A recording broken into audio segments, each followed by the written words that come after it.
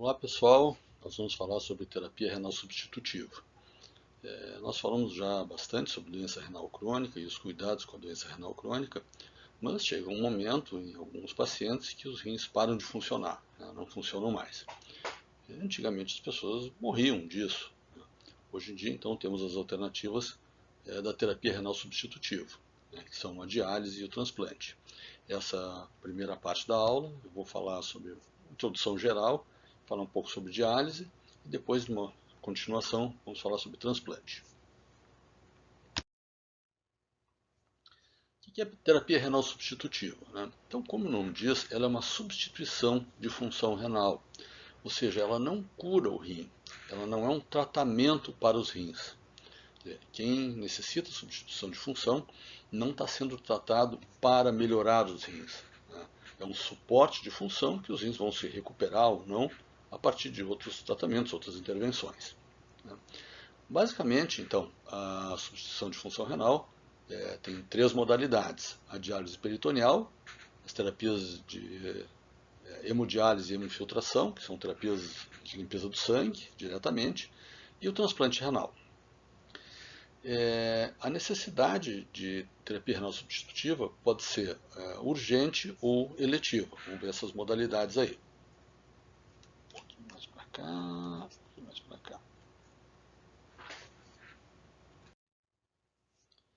Bom, quais são as indicações de urgência de terapia renal substitutiva? Elas podem acontecer tanto na injúria renal aguda, na lesão renal aguda, na insuficiência renal aguda, como na doença renal crônica. Na IRA, na insuficiência renal aguda, hipervolemia, hiperpotassemia, acidose e manifestações urêmicas. Na IRA, isso pode se instalar rapidamente, né, no decorrer de poucos dias. Na doença renal crônica, isso também vai se instalando, só que de uma maneira muito mais gradual, muito mais demorada. Mas quando essa situação se instala, isso é uma indicação de início urgente de terapia renal substitutiva sob o risco de morte. Quando a gente fala em hipervolemia, hiperpotassemia, acidose e manifestações urêmicas, que não responde ao tratamento conservador, evidentemente. Se a gente tiver o paciente com hipervolemia responder a diurético e urinar, e, né, deixar de ter congestão, não precisa. Né? Mas isso são os pacientes não responsivos ao tratamento conservador. Em geral, pacientes que não estão urinando, que estão urinando muito pouco. Né? Então, qualquer uma dessas situações indica terapia de substituição renal de urgência, diálise de urgência, né, em primeiro momento. Não existe um ponto de corte definido para isso. Qual é o critério para acidose? Não está bem definido, mas acidose severa, hiperpotassemia severa, que não está respondendo. Né? Então, é importante ficar mais com esses conceitos. E, do ponto de vista eletivo, né, a doença renal crônica estágio 5 é uma indicação de terapia renal substitutiva. Ou seja, a doença crônica progressiva, em que o rim vai piorando, piorando, piorando função, e num certo momento ele deixa de conseguir dar conta das necessidades de manutenção da homeostase metabólica. Né? Então, quando é que isso acontece? Está estabelecido, né, que o ponto de corte, o ponto formal de indicação de terapia renal substitutiva para crianças é quando a taxa de filtração glomerular for menor que 15 ml por minuto. Para adultos não diabéticos, taxa de filtração abaixo de 10 ml por minuto. E diabéticos, adultos diabéticos abaixo de 15. Isso não numa única dosagem, isso tem que se manter por ao menos 2 meses, ao menos 3 dosagens, né, 3 avaliações da taxa de filtração. E também não é um critério absoluto, né? Isso são critérios indicativos. Tem gente que tem necessidade de entrar em terapia renal substitutiva antes disso, tem gente que tolera uma redução maior da taxa de filtração, se for bem cuidado, se tiver medida de suporte adequada. Então são indicativos, né, mas não são números absolutos, né? Não é como na situação de urgência. Bom, e aí quem precisa de terapia renal substitutiva, né, quais são as alternativas? Temos a diálise e tem o transplante. Quando é que isso acontece? As principais causas de estágio final de doença renal crônica, estágio 5, no Brasil e no mundo inteiro, né, Vocês podem ver aqui, as duas colunas tem o diabetes e a hipertensão, são as principais causas. Isso no Brasil e no mundo ocidental inteiro. Isso vem se mantendo aqui ao longo dos anos, eu peguei isso aqui de 2009 a 2018. A gente tem doenças glomerulares, rins policísticos, mas as principais são diabetes e hipertensão. E é por isso que a gente enfatiza isso tanto para vocês no ambulatório, na disciplina. Bom, o que é a diálise? A diálise tem duas modalidades, a hemodiálise e a diálise peritoneal. Diálise é um conceito físico-químico, que é a difusão de solutos do meio mais concentrado para um meio menos concentrado através de uma membrana semipermeável. É um conceito de osmose. A osmose, primariamente, é a passagem da água. A água que vai do meio menos concentrado para o mais concentrado para diluir o mais concentrado. Aqui, no caso, o movimento principal é o dos solutos, que vão estar num meio mais concentrado, que é o sangue, e vão passar para um meio menos concentrado. Que solutos são esses? A ureia e o que a gente chama de toxinas urêmicas. São substâncias de vários tipos que se acumulam no decorrer da doença renal crônica. Tem peptídeos, tem aldeídos, a ureia é o principal marcador deles, mas são ácidos orgânicos, eletrólitos, fósforo, potássio, que vão se acumular e vão estar em concentração maior no sangue e vão passar através de uma membrana semipermeável para um outro meio menos concentrado, do qual eles serão retirados. O que é esse local menos concentrado? Então, vamos ver. Existe uma outra modalidade chamada hemofiltração, em que a retirada dos solutos é feita por convecção. O que é isso? Convecção, existe um arrasto de líquido do meio mais concentrado para o meio menos concentrado, mas vai uma quantidade grande de líquido. E essa quantidade grande de líquido arrasta junto os solutos que estão ali dentro. Então não é por osmose, esse líquido ele é pressionado por pressão hidrostática, por outro mecanismo, e ele vai então passar uma quantidade grande de líquido pela membrana e com a quantidade grande de líquido vão os solutos também. E depois esse líquido tem que ser substituído por um líquido que não tem esses solutos, que não tem essas toxinas. Isso é uma situação um pouquinho mais especializada. Bom, então a modalidade no Brasil mais usada, mais comum, é isso aqui. É a hemodiálise. Essa é uma máquina de hemodiálise. É um paciente recebendo hemodiálise, vou explicar um pouquinho para vocês. O local em que acontece de fato a diálise é essa estrutura aqui, essa estrutura chamada capilar, esse cilindro chamado capilar. O capilar ele é um cilindro que tem dentro dele fibras, pequenas fibras, bem estreitas, por isso chamadas capilares, ocas, no qual vai passar o sangue. O sangue, então, com as toxinas urêmicas. E por volta, então, dessas fibras, dentro do capilar, por volta dessas fibras, vai passar uma solução chamada dialisato, ou solução de diálise, que é essa solução menos concentrada. E essa solução, então, menos concentrada, que vai fazer a passagem dos solutos de dentro do sangue, através da membrana do capilar, que é uma membrana semipermeável, e vai passar os solutos para o dialisato e vai sendo levado embora. Vocês podem ver nessa figura que o sangue entra pela parte de cima e vai sair pela parte de baixo do capilar. O líquido dialisato ele faz o trajeto contrário, ele entra pela parte de baixo e sai pela parte de cima. Então ele vai no contrafluxo, isso ajuda, facilita a remoção dos solutos. Bom, e essa máquina toda para que serve? Essa máquina toda ela é um regulador só do processo. Essa máquina ela vai definir a velocidade do fluxo de sangue, a velocidade, o fluxo do líquido do dialisato, a pressão hidrostática do sistema, o tempo, a temperatura. Então a máquina é o regulador disso tudo. Mas a diálise propriamente ocorre dentro do capilar, que é esse cilindro que eu mostrei para vocês. Então está aqui o dialisador, o capilar, chamado de fibra oca. Então, como eu mostrei, o sangue entra por cima, passa por dentro das fibras capilares, sai por baixo. E a solução de diálise faz o sentido contrário, dentro do cilindro do capilar, mas por volta dessas fibras. E a membrana da fibra que vai ser a membrana semipermeável que vai fazer essa troca. Tá? Existem vários materiais dessas fibras, né? Atualmente são materiais sintéticos, polissulfona e outros derivados do acrílico, são materiais sintéticos hoje em dia. Na diálise peritoneal, né, o processo de diálise é o mesmo, né? Mas a membrana, que é a membrana semipermeável que faz isso, é o peritônio. É o peritônio. E o líquido de diálise é um líquido que é injetado dentro da cavidade abdominal. Então, nós vamos ter colocado um catéter de diálise dentro da cavidade abdominal. Né? O sangue está onde? Está dentro dos capilares do peritônio. O peritônio todo ele é vascularizado. Então, os capilares do peritônio, o sangue passa ali por dentro. E a membrana do peritônio vai fazer o papel filtrante.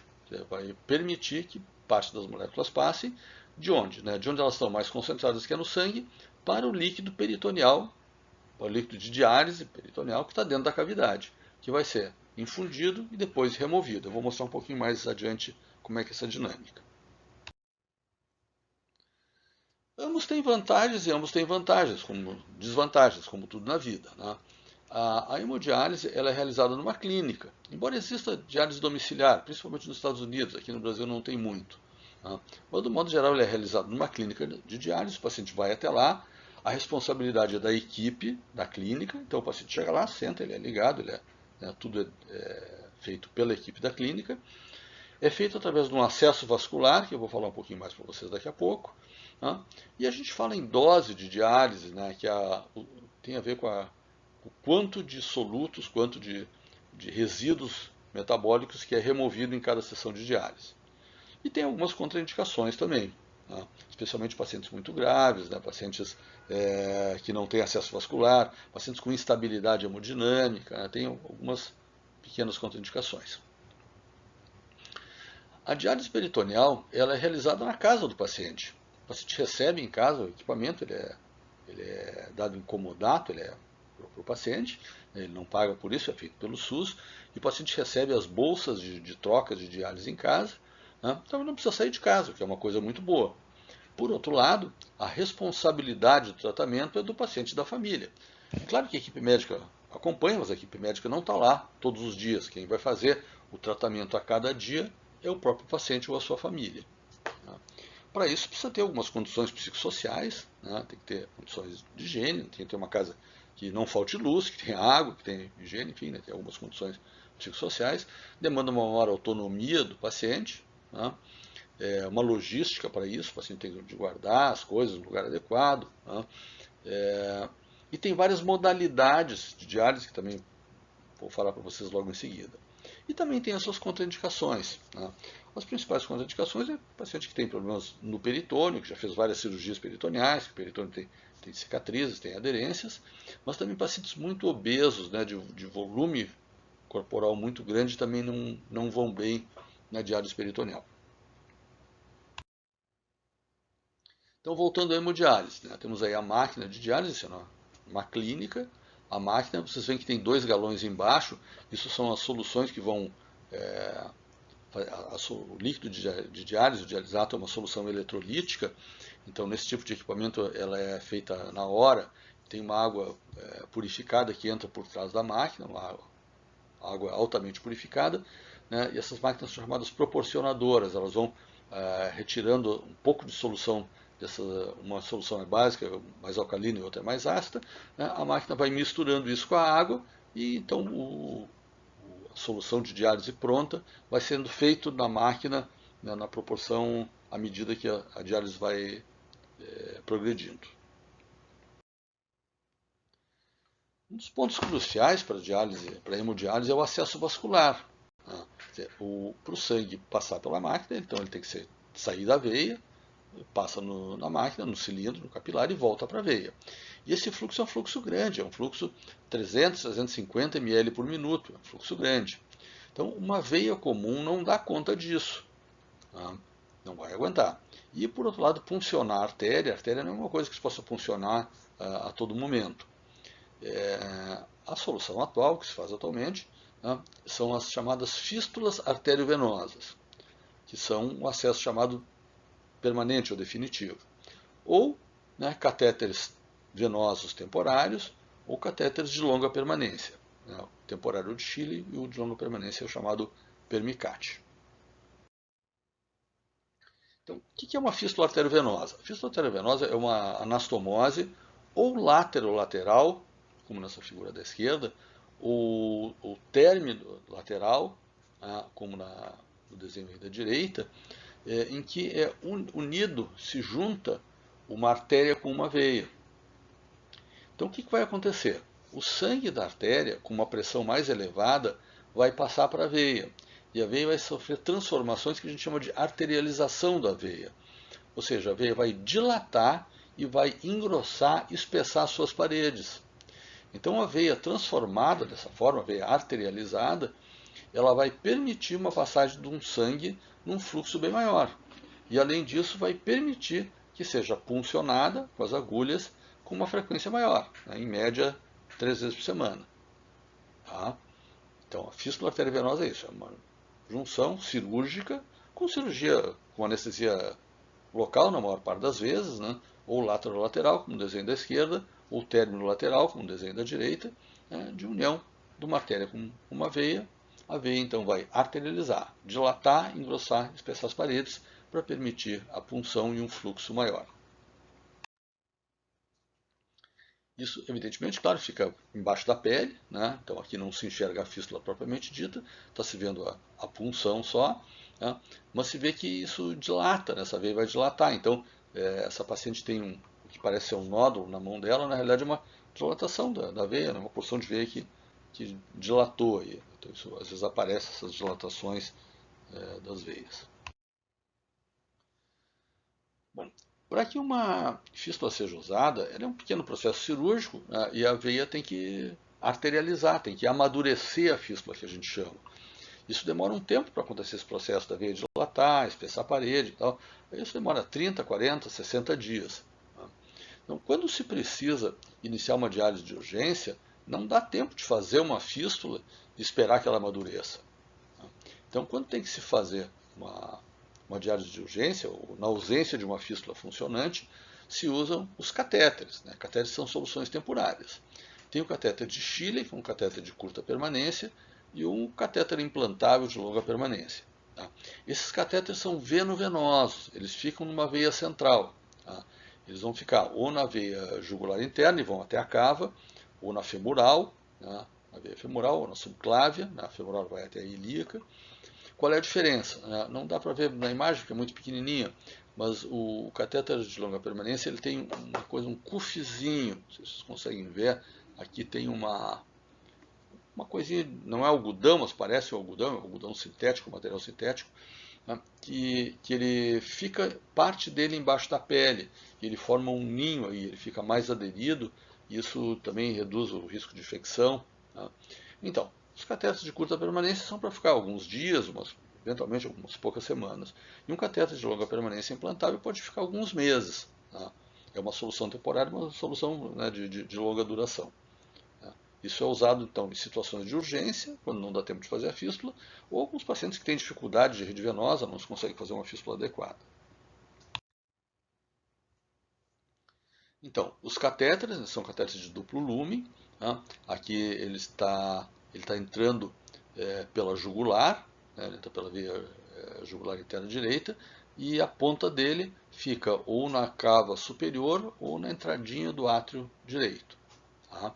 Esse catéter de longa permanência ele é tunelizado, quer dizer, a saída dele não é direto junto do local da punção da veia, ele parte, tem um trajeto subcutâneo, ele vai ser, parece que ele está saindo na subclávia, mas ele é um catéter que está na jugular. Tá? Esses catéteres são mais seguros, uma permanência um pouco maior.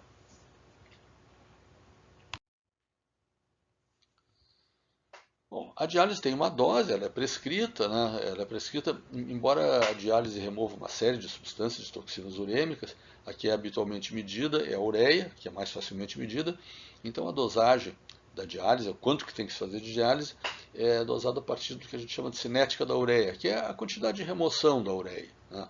Quanto de ureia que é removida em cada diálise. Tem um cálculo que faz isso, esse KTV, né?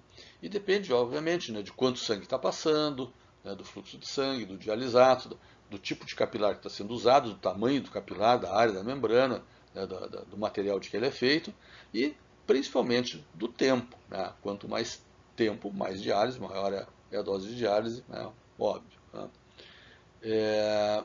E nesse sistema de diálise, nessas máquinas, pode-se regular, além do tempo de diálise, da remoção de substâncias, pode-se tirar também o excesso de líquido acumulado pelo paciente. Em pacientes que urinam um pouco, oligúricos ou anúricos, né, ou que ingerem muito líquido, esses pacientes acumulam líquido, ficam congestos. Então, na máquina, na diálise, a gente pode regular também a ultrafiltração.